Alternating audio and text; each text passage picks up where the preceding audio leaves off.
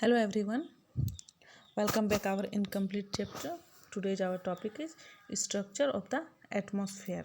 Okay, so let's start our topic. Our atmosphere is divided into 5 layers. Okay, and uh, starting from the Earth surface, these are troposphere, stratosphere, mesosphere, thermosphere and exosphere. तो हम लोग देख सकते हैं कि किस प्रकार हमारे अर्थ से देखो एक पिक्चर के माध्यम से बहुत अच्छी तरह से समझाया गया है कि सबसे पहले क्या है ट्रोपोस्फेयर, ठीक है, उसके बाद स्ट्राटोस्फेयर, फिर मेसोफेयर यहाँ पे है ना, और उसके बाद थर्मोस्फेयर और फिर है एक्सोस्फेयर जो कि सबसे अपर मोस्ट लेयर है ना हमारे एटमॉस्फेयर का। तो ये जो 5 लेयर हैं वो बहुत ही इम्पोर्टेंट है और सबके अलग अलग कार्य हैं। आइए देखते हैं इसको। सबसे पहला हम लोग का टॉपिक ट्रोपोस्फेयर।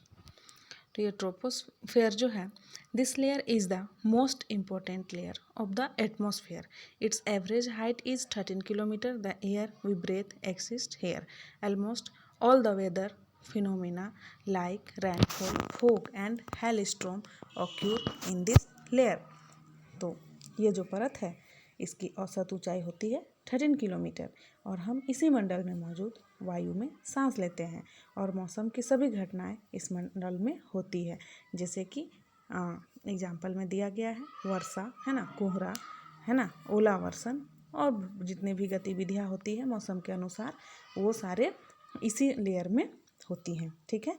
अब उसके बाद है जो हमारा दूसरा लेयर है वह क्या है, stratosphere.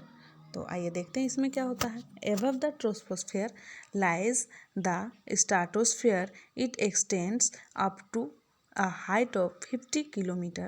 This layer is almost free from clouds and associated weather phenomenon, making conditions most ideal from flying aeroplanes. One important feature of stratosphere is that it contains a layer of ozone gas. We have just learned how it protects us from the harmful effect of the sun rays, है ना।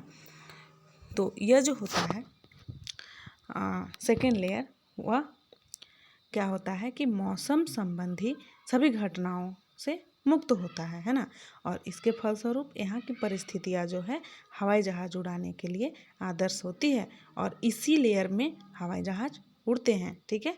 और समताप मंडल इसको बोलते हैं।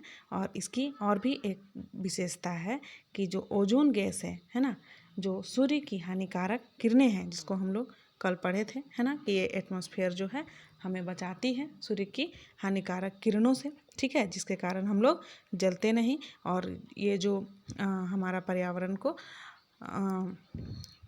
अनुकूल बनाकर रखता है। तो इस प्रकार यह जो है स्ट्राटोस्फेयर, यही वो लेयर है जो कि हमें सूर्य की हानिकारक किरणों से बचाता है, ठीक है। तो बच्चों इसके बाद है हमारा मेसोफेयर। तो मेसोफेयर क्या है, this is the third layer of the atmosphere. It lies above the stratosphere. It extends up to the height of 80 kilometre. तो ये जो है वह 80 किलोमीटर की ऊंचाई तक फैली हुई है और फिर इसमें होता है कि यह तीसरी परत है और जब अंतरिक्ष से प्रवेश करने वाले उल्कापिंड इस परत में आते हैं तो वे जल जाते हैं, है ना, और इस तरह वह हम तक नहीं पहुंच पाते। तो हमारी यह परत जो थर्ड लेयर है वह भी बहुत ही हमारे लिए इम्पोर्टेंट है। उसके बाद है फोर्थ लेयर, थर्मोस्फेयर। थर्मोस्फेयर में क्या है आइए देखते हैं। In thermosphere temperature rises very rapidly with increasing height. तो यह जो मंडल होता है ना, ऊंचाई के साथ साथ इसका तापमान बहुत ही तीव्रता से बहुत ही स्पीडली बढ़ता है ना। और it extends between 80 to 400 kilometer. This layer helps in radio transmissions. In fact, radio waves transmitted from the earth are reflected back to the earth by this layer. तो यह जो मंडल है रेडियो संचार के लिए बहुत ही उपयोगी है। वास्तव में